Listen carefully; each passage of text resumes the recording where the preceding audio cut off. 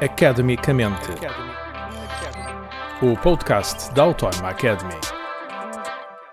O que é arqueologia subaquática? Uma boa pergunta, e para responder a esta pergunta convidamos Adolfo Silveira, é coordenador da pós-graduação em Arqueologia Subaquática. Viva, Adolfo, bem-vindo a este podcast. Olá, como está? Adolfo, de uma forma geral, nós sabemos o que é a arqueologia. No nosso imaginário estão as pirâmides, mas também as grutas do Paleolítico, que se exploram em França, mas também em Portugal, também as temos. Mas isto de arqueologia debaixo de água deve ser uma coisa completamente diferente. Sob o ponto de vista da metodologia, a arqueologia é só uma. E o método é aplicado em terra e é aplicado no mar. Todavia, a forma como intervimos é que é diferente, não é? Portanto, tem que ser diferente, não é? E, portanto, temos algumas vantagens e alguns benefícios. Em vantagens é porque no mar, muitas das vezes, na sua maioria, os achados que encontramos são navios, não é? E, portanto, eles estão praticamente selados. Estão preservados. Estão preservados, estão selados. Claro que há fatores de natureza dinâmica das próprias correntes, do mar, das temperaturas, que pode alterar. Mas, todavia, estão selados. E como estão selados, há muito mais facilidade de poder interpretar e analisar todas as questões que estão ligadas com o próprio navio de uma forma muito mais assertiva relativamente aos contextos. Calculo que não seja como nos monumentos em terra em que alguém já foi roubar umas pedras, umas paredes, uns interiores. Às vezes acontece. É menos provável que isso aconteça debaixo d'água. Às vezes acontece. Mas, por outro lado, há dificuldades por ser debaixo d'água. Eu presumo que para o arqueólogo subaquático, que é um arqueólogo lá mesmo, mas deve encontrar aqui um conjunto de desafios que em terra estarão mais facilitados. Uma das questões tem a ver com a profundidade, não é? Portanto, as limitações que nós temos também em permanecer no fundo. Depois, outra questão é com as dinâmicas em si dos fundos. Porque, por exemplo, nós não podemos interpretar estratigrafias. Não existem estratigrafias como existem em terra. O que é que são estratigrafias? São os vários níveis de ocupação. Os vários que nós encontramos, por exemplo, há uma ocupação de um determinado período, depois há uma por outra... Cima, há outra ocupação. Primeiro da Idade do Ferro. Da Idade do Ferro e vai-se constituindo esses estratos. Depois romana e por aí fora. Exatamente. E como é que é na água isso? Na água isso não existe, não pode existir, não é? E, sobretudo, como eu falei, os navios em si é uma cápsula fechada, é um núcleo fechado. Nós até lhe chamamos cápsula do tempo. E porquê? Porque quando o navio afunda naquele momento com toda a sua estrutura e ele fica. Portanto, parou no tempo. Agora, o que nós temos que fazer é tentar reconstituir aquilo que era a vida do próprio navio à altura do naufrágio. E como é que isso faz? Eu calculo que consigam observar o navio, mas também a carga, as pessoas que lá estariam. Sim, nós conseguimos observar, portanto, tudo isso obedece a uma determinada metodologia e uma determinada dinâmica de intervenção, não é? O navio, quando afunda, depende também da natureza do navio, se é um navio mais contemporâneo, em metal, se é um navio de madeira, ou, por exemplo, se é um navio da antiguidade. Depende muito da natureza do navio, não é? E das cronologias, a forma de intervir. Mas supomos, por exemplo, que é um navio de madeira. O navio de madeira, quando afunda, assenta no fundo, não é? E adorna para um dos lados. Ora, o que é que desaparece primeiro? São os mastros. Não fazia ideia. Os mastros desaparecem. Ficam mais sujeitos às correntes. São mais sujeitos às correntes assim. E tudo isso. E depois depende dos fluxos das correntes, etc. Quando ele adorna, o que é a parte superior do bordo, etc., vai desaparecendo, mas simultaneamente vai sendo coberto com sedimento. Eu calculo que com novas tecnologias, de alguma forma, consigam mapear esse fundo e ver o rastro que a degradação do próprio navio deixa. Não? Sim, com certeza, mas já fazemos isso há muito tempo, não é necessário mesmo com as novas tecnologias. Nós fazemos um levantamento de todas as... Imaginemos que o navio afunda, não é? E depois, durante todo o processo de degradação das próprias estruturas, o que é que nós fazemos? Nós tentamos novamente repor aquilo que era a originalidade, através daquilo que são os testemunhos e a forma de analisar o próprio testemunho e a forma como esse próprio testemunho está em depósito. Mas, por exemplo, como no navio de madeira, a parte superior, os mastros desaparecem, os bordos desaparecem e o sedimento vai acumulando-se, não é? Em cima da estrutura. Ora, por baixo temos o casco. Parte do casco ele fica. Abre, mas fica. E depois, por cima, temos a carga. E por cima temos o sedimento. Portanto, está ali uma cápsula completamente fechada. Que nos permite uma interpretação muito mais significativa e muito mais assertiva relativamente àquilo que era o navio. Eu presumo que cada navio seja um tesouro do ponto de vista do arqueólogo. Completamente, não é? Mas nós temos uma costa muito grande. Temos bastante património para explorar. Temos uma costa grande, apesar de toda a zona atlântica. Costa, história. Sim, a zona atlântica, com a dinâmica do próprio Atlântico, naturalmente que os testemunhos estão mais degradados. Não é? É mais fácil junto à costa, presumo, pela profundidade. A profundidade também pode ser um obstáculo, não? A profundidade é necessariamente um obstáculo, mas por outro lado é uma forma de conservar também os espólios, não é? Portanto, quanto mais fundo está, mais preservado está, porque a acessibilidade ao sítio é muito mais dificultada, não é? Mas, por exemplo, no caso da nossa costa, nós temos aqui na Berlenga, por exemplo, vários vestígios de cepos romanos. Cepos romanos? Romanos. O que é um cepo? A âncora em si tem uma haste, tem as unhas e depois tem aquela peça transversal, normalmente em chumbo. Ora, muitos dos navios, até romanos, que frequentavam aqui e circulavam na nossa costa, muitos deles perdiam as âncoras. As âncoras. E são indícios que ficam sobre a história da época. Exatamente. E o que acontece é que essa parte de chumbo é aquela que se mantém. E é aquela que fica, não é? E é o testemunho da presença, por exemplo, das embarcações romanas aqui na costa portuguesa. E é possível distinguir se era uma embarcação romana, se seria mais antiga, fenícia, se é mais nova? Claro, depende da tipologia, não é? Da tipologia do próprio cepo, não é? Que nós conseguimos identificar. Uau, não fazia ideia. Podia ir a esse grau de detalhe. Adolfo, a arqueologia subaquática é uma área da arqueologia, como disse há pouco, usam as mesmas técnicas ou usam a mesma metodologia, mas com outras técnicas. Outras técnicas, por causa da diferença do meio, com mais facilidades de preservação, com mais dificuldades de acesso, obviamente. Mas, como disse, Portugal tem costa, tem história. Há um instrumento que eu desconhecia de todo, tropecei nele de propósito para poder conversar aqui consigo, que é uma carta. Existe uma Carta Nacional dos Vestígios Subaquáticos? Sim. Já foi começado a elaborar por volta dos finais dos anos 80. Não só são de vestígios existentes, não é? Concretos, existentes nos locais, como a informação que está associada, nomeadamente a naufrágios, não é? Em que muitas vezes não temos bem a certeza da sua existência, mas é uma probabilidade de poder encontrar. Mas a carta arqueológica é fundamental. Quando nós conhecemos... Isto deve ser uma peça-chave nesta área do conhecimento. Sem dúvida nenhuma, porque quando nós conhecemos, não é? É mais fácil preservar. E, portanto, o facto de haver uma existência, não é? Há uma salvaguarda.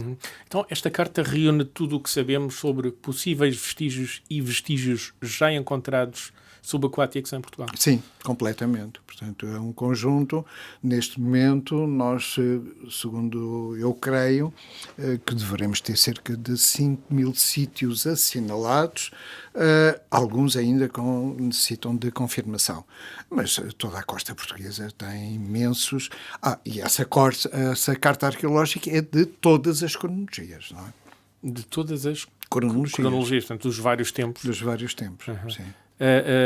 São muitos locais ou spots já referenciados, então, nesta carta. Encontrei também cartas arqueológicas que me pareceram municipais. Sim. Os municípios também estão interessados na arqueologia subaquática? Alguns estão. Eu gostaria que todos estivessem. Tenho que dizer, se fizermos uma pesquisa rápida no Google, nas primeiras páginas aparece de imediato atividade e cartas do município de Cascais. Sim, porque o município de Cascais integrou mesmo todo o espaço marítimo no plano diretor. E, portanto, tem equipas que estão a trabalhar na identificação. E, como eu lhe disse anteriormente, havendo esse conhecimento de estruturas, não é? É mais fácil, nomeadamente, até as conservar e preservar. Porque um dos grandes problemas que nós temos, um dos tais desafios que nós temos da arqueologia subaquática, é o espectro dos caçadores de tesouros. É só uma praga? Então, quase é pior que uma praga, porque não é apenas coisa dos filmes e dos romances. Há mesmo gente dedicada a essa atividade. Há leis, há convenções, há países que ratificaram essas convenções, há outros que não, mas há empresas que têm grandes capacidades financeiras, com alta tecnologia e que conseguem, e nós temos exemplos, então, vários exemplos em todo o mundo. Não estamos a falar só de um casal aventureiro que vai pilhar o fundo do mar, estamos mesmo a falar de gente organizada para isso. Um dos casos mais típicos da caça aos tesouros. Bem, a caça ao tesouro é em todo o mundo, não é? Desde, nas Ilhas Atlânticas, Cabo Verde, Moçambique, na Indonésia. Portanto, eles andam por todo lado. Já estava muito popularizado mesmo antes dos Piratas das Caraíbas. Completamente. Já era uma coisa popularizada. Eles andam por todo lado. Mas e aqui também? Sim, na costa portuguesa também nós conseguimos travar todo o processo. E a Espanha também, mas um dos casos mais carismáticos foi a descoberta de um tesouro de uma nau, Nossa Senhora de las Mercedes, que estava ali junto mesmo nas águas entre Espanha e Portugal, que foram saqueadas, não é?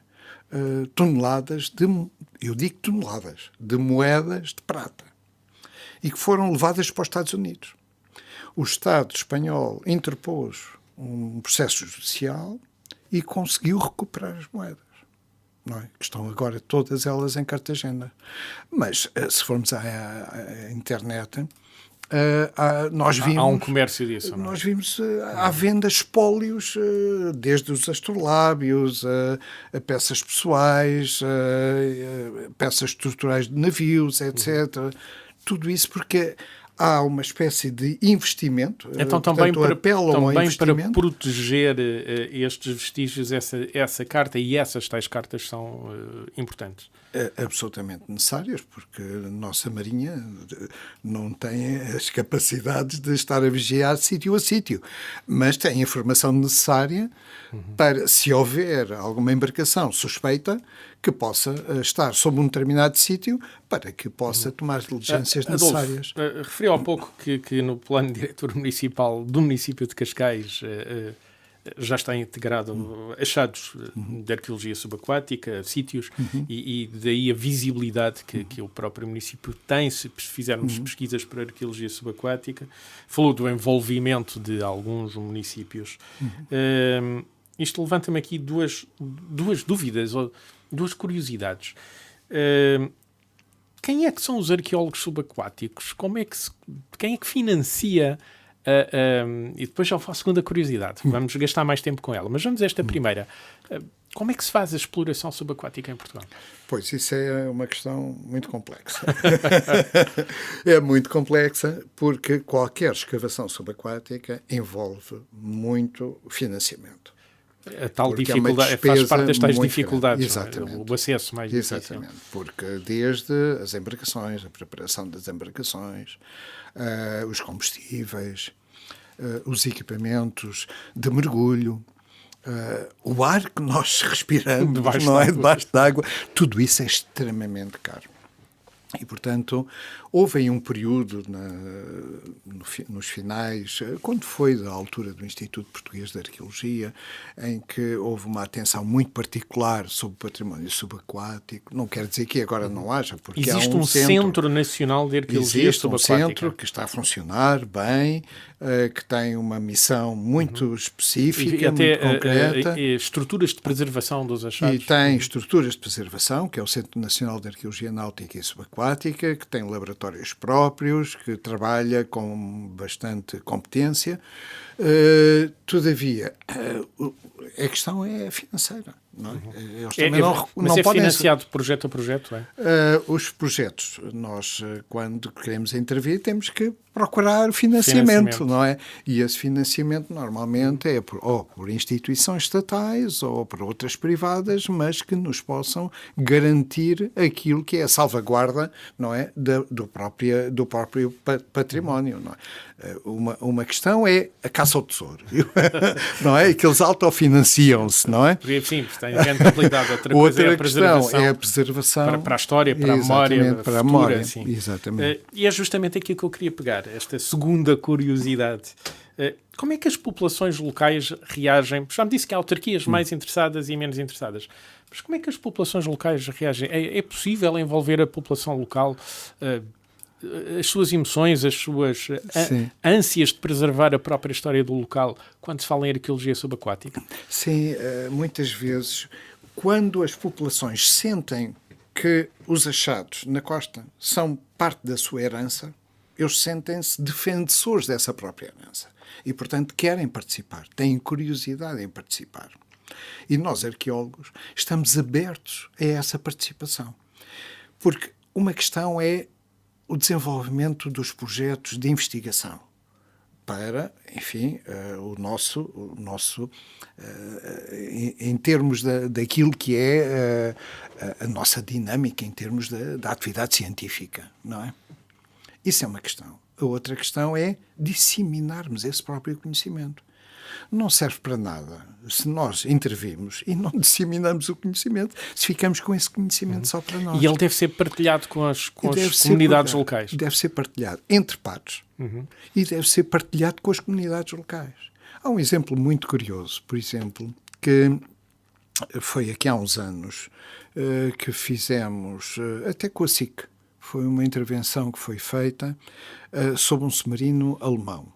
Não é? Na Nazaré, que afundou. Nós participámos nesse projeto. Há muitas histórias locais, dos locais, justamente sobre esse submarino e como e a recolha dos marinheiros. Dos marinheiros. E é uma história muito acarinhada na Nazaré, justamente. Exatamente. E isso é a participação da população é fundamental, nomeadamente para a salvaguarda daquilo que é o espólio arqueológico. É uma coisa que se conta nas famílias da Nazaré. Exatamente. Foi realmente um projeto interessantíssimo que nós tivemos aqui há uns anos e que deixou boas memórias, não é? Sobretudo. E foi possível encontrar o submarino e a tal cápsula do tempo? Sim, nós mergulhamos. Mas as redes em suspensão, as redes chamadas redes fantasmas naquela zona da Nazaré, eram muito perigosas para o mergulho. É uma zona de pesca, não é? É uma zona de pesca e são redes abandonadas e cabos e tudo isso. Esse submarino da Segunda Guerra estava a 120 metros de profundidade. Nós tínhamos que ir, fomos com submersível. Ainda tentámos 2 vezes. 120 metros já é uma profundidade difícil, não é? Já é difícil. Fomos com submersível. Mas perante o risco, porque com o submersível a 120 metros, se prendemos e se não somos autónomos para nos livrar daquilo que é os obstáculos, não há ninguém que nos vá buscar. E, portanto, houve um risco calculado e que, efetivamente, não fomos. Mas, na altura, o Instituto Hidrográfico fez, não o vimos propriamente, mas o Instituto Hidrográfico, na altura, fez um scanner, não é? E identificou o submarino e sabemos exatamente onde é que ele está e a forma como ele está depositado no fundo. Mas é uma história encantadora. É uma das pérolas. É uma história encantadora. À espera de ser melhor explorada, então. Exatamente. Eu presumo que a costa seja cheia de várias pérolas. Encontrei Claro que sim. 2 referências muito interessantes do município de Cascais, Pois. justamente a navios afundados e descobri que há workshops para jovens. Exatamente. Não, sim. Envolvem a comunidade. E aqui o município de Cascais, nós temos aqui dois grandes achados. Há mais, não é? Toda esta zona aqui da Barra do Tejo tem vários testemunhos. Mas há dois que são realmente muito interessantes e que são carismáticos. Verifiquei o Manau e um Clipper, pelo menos são o Clipper, dois que é o Pedro Nunes. O Clipper é um navio de vários mastros, veloz, não é? Sim, era aqueles navios da Carreira do Chado que atravessavam o Atlântico, não é? Que é o XVIII ou Termópila do século XIX. O Pedro Nunes é o Termópila, aqueles grandes clippers, não é? Famosíssimos, não é? Como é o Termópila e o outro, que agora não me recordo, mas tem um nome... Provavelmente deu nome é da mesma, é exatamente sim. Gêmeo, não é? Que foi transformado em batelão, na altura, que foi desativado, e na altura o rei Dom Carlos conseguimos, na altura o reino comprou uma canhoeira. E então, para mostrar o poder de fogo e a capacidade, afundaram o Termópila, que foi agora relativamente há uns anos identificado o local e foi feito escavar. Uma dessas duas pérolas. E a outra foi... No tal mapa, na tal cartografia, sim. A outra foi aqui mesmo em frente, que está em frente e é conhecidíssimo, em frente à Fortaleza São João da Barra. Ao Manau, não é? Ao Manau, que é presumivelmente Nossa Senhora dos Mártires, que foi escavada na altura da Expo 98 e fez Fico fascinado que usa o termo escavar para o fundo marítimo. Sim, sem dúvida. Duas pérolas do riquíssimo património subaquático. E há muito mais. Há canhões, há muita coisa. Em Portugal. Disse há pouco quantos registros é que havia nesta Carta Nacional? Cerca de 5.000. Alguns comprovados e outros por comprovar. Por comprovar.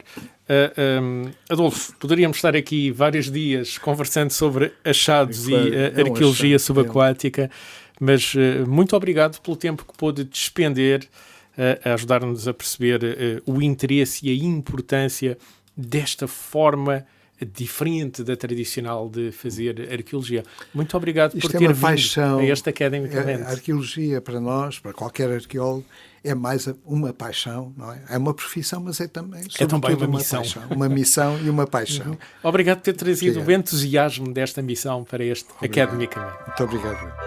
Academicamente. Este programa foi gravado nos estúdios da Universidade Autónoma de Lisboa.